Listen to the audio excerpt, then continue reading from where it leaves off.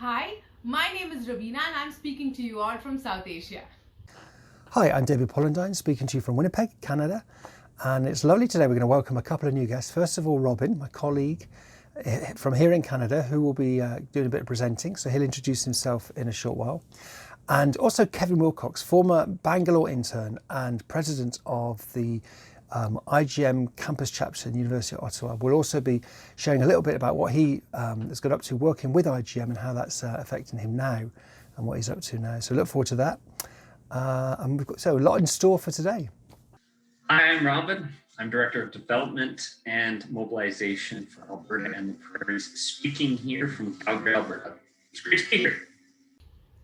And we are here to give you some updates about IJM's work of protecting the poor from violence, even amidst these trying times as we navigate the whole pandemic situation. Just before that, hi David, how are you doing? Yeah, I had a good week, Raveena, thank you. Did a bit of gardening this week, and kids are on holiday now, so keeping them entertained is also a full-time job.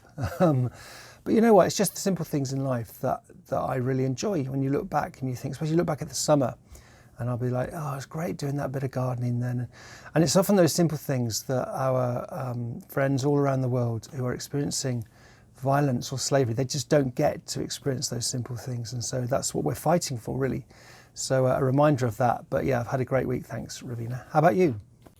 I've been good, thank you, David. Back here in South Asia, we see that the vaccines have come in and vaccinations are on a rollout for many of the adults out there, further which they would focus on the youth and then the children. Just before we move on, I do not want to miss saying hi to Robin. Hi Robin, how are you doing? Thanks, Raveena. I've been well. It's finally summer here in Alberta, however long that lasts for. So IJM is protecting people from experiencing violence and slavery, especially during this time of COVID-19, in three ways. First of all, with an immediate response, and that's helping people affected now by COVID-19.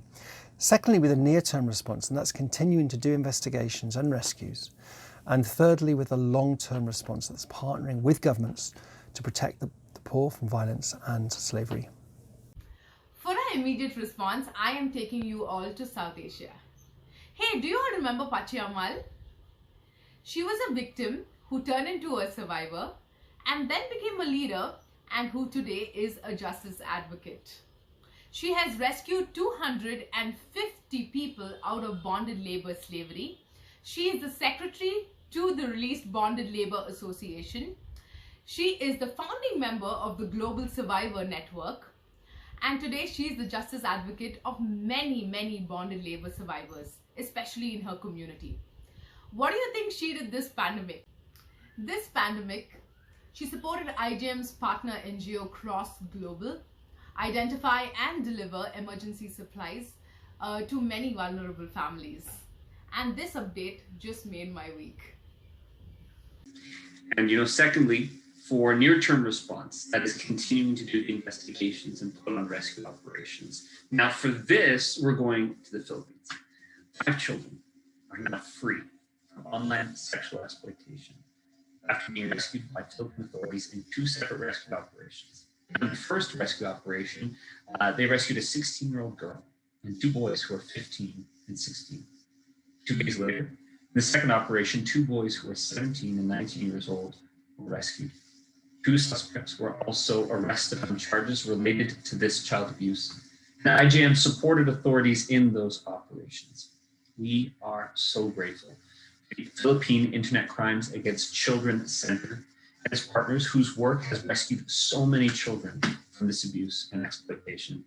These successful operations show traffickers that we will not allow for children to be exploited, and that those who do will be held accountable.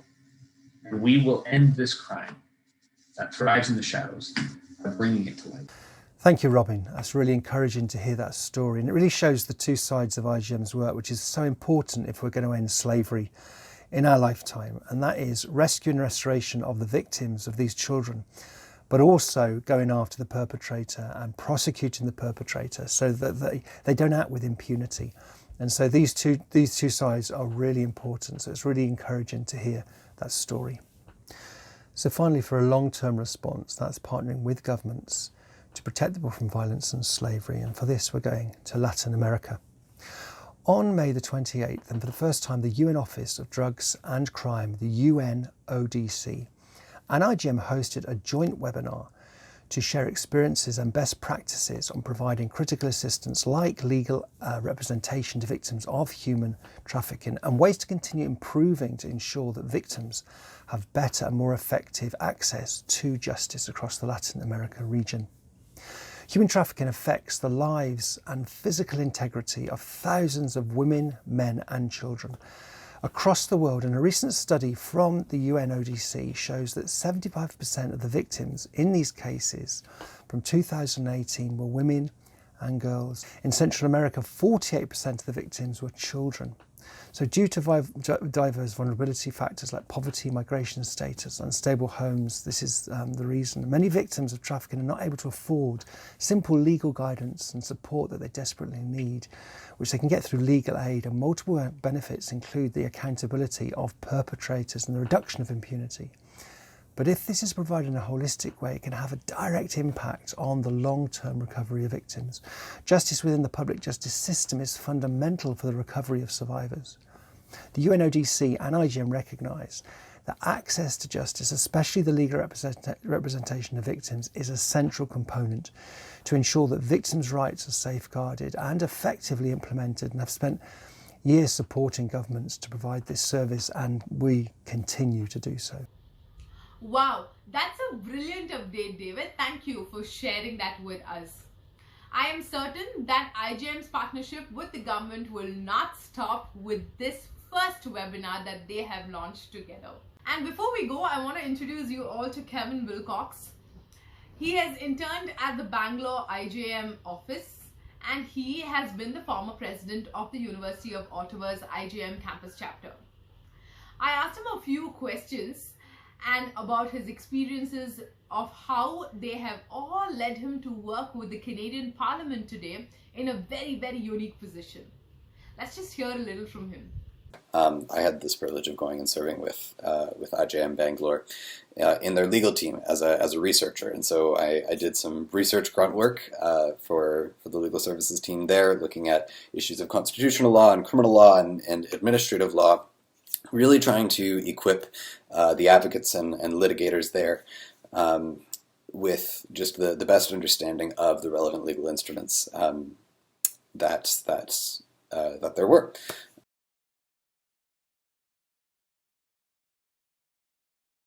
I began my Master of Laws degree then, and at the same time I was invited to serve as the president of the International Justice Mission U Ottawa student chapter.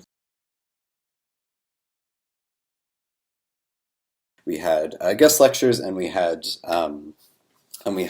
coffee houses, and we had panel discussions where we brought in like politicians, and we brought in professors, and we brought in advocacy groups who all just had something to say about this issue of modern slavery and what the solutions to human trafficking are.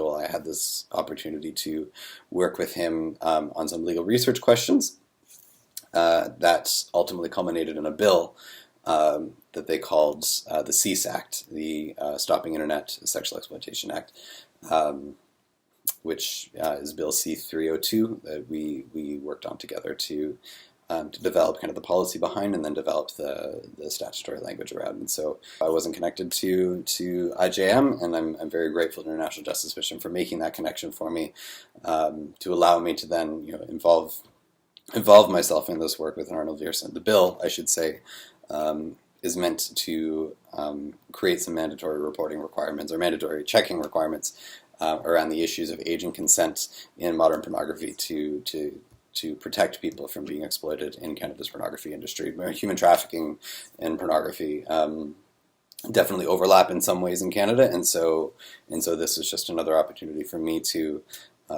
take kind of the passion and the experience and the insights that I learned with International Justice Mission and their anti-slavery work and apply it to a domestic context. And so I'm very, very grateful for that. My thesis at the university is looking at the relationship between human trafficking and pornography from a legal lens, hoping to create a legal instrument that would make it near impossible to to traffic for the purpose of producing pornography. I call that pornography trafficking, because I see that as just another expression of modern slavery, where people are trafficked for the purposes of producing pornography. And so this is kind of my slice of the puzzle, and I'm grateful to be surrounded by people who are supportive of that as well. Once the thesis is done, I intend to publish it with the university, and then to advocate for that legislation's implementation rather aggressively to see if we can't make a difference. Wow, Kevin, that was amazing. Just really, really inspiring to hear how your experience with IJM has led you to a place now doing something really important with government. And you probably never dreamed of doing this a few years ago. So that's really inspiring to hear. And I hope it inspires others to maybe get involved and think about doing an internship. And if you are interested in that, then actually you can go to this link and find out more about it. Thank you again for tuning in to this IJM update during COVID-19. For many, it's not going away, and for many, it's getting worse. Please do click the like button if you've enjoyed hearing these reports. And why not leave a comment below and share how these stories have impacted you. And yeah, do subscribe so that you'll get this regularly into your inbox as well. I look forward to we meet again in a few weeks. Take care, God bless, and stay safe. Bye. Thank you again, and look forward to connecting with you all again in the coming weeks. Goodbye.